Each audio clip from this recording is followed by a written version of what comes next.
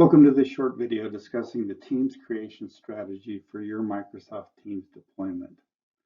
One of the key strategies to establish early in your Teams deployment is the strategy for determining how new Microsoft Teams are going to be created within your tenant.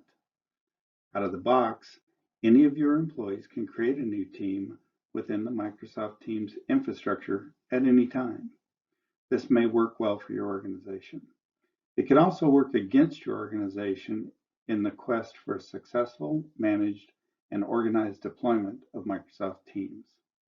First Call recommends that the business leaders consider their organization and their operational objectives for their adoption of Microsoft Teams to determine if a structured deployment of Teams is the best strategy or if a strategy of open and unfettered team creation is best.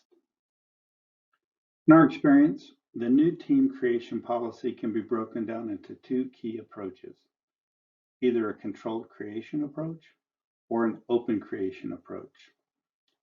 Controlled creation approach is one where specific members of your company have the authorization as well as the technical capability to create new teams. Typically, these members can apply the team creation litmus test that we're going to show you in a minute and determine if a new team would be an effective addition to the existing team's environment. Additionally, they can and should act as a quality assurance barometer to ensure that any team creation standards that you have are applied and are met. The upside for this strategy is that as a leadership team, you have the ability to deploy your team's implementation in a measured and well thought out manner, and you can avoid the creation of random, ill-purposed, or ineffective teams. The downside of this strategy is that your employees may feel constricted by the policy, and there is also a need for a technical change within your Microsoft tenant to enable the limiting of who can create teams. On the other hand, the open creation strategy is, and again, the out-of-the-box configuration for Microsoft Teams. Under this strategy, any employee can create a new team at any time for any purpose.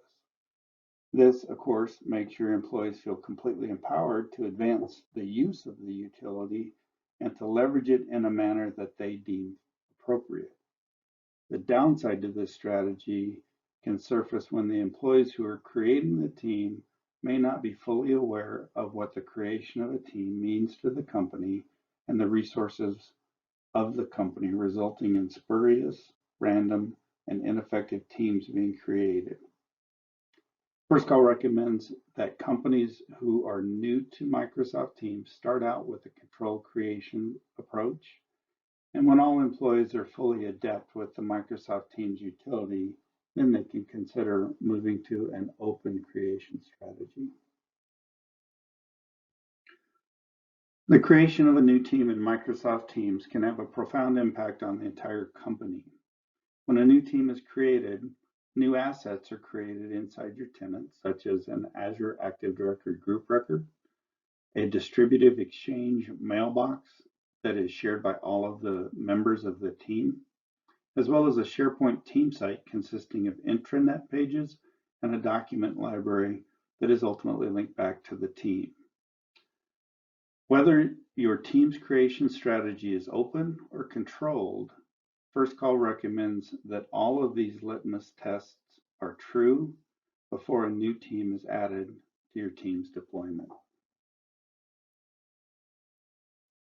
Thank you for your time today. We hope that this short video has helped you frame up your perspective on how to establish a team's creation strategy that will be effective for your company.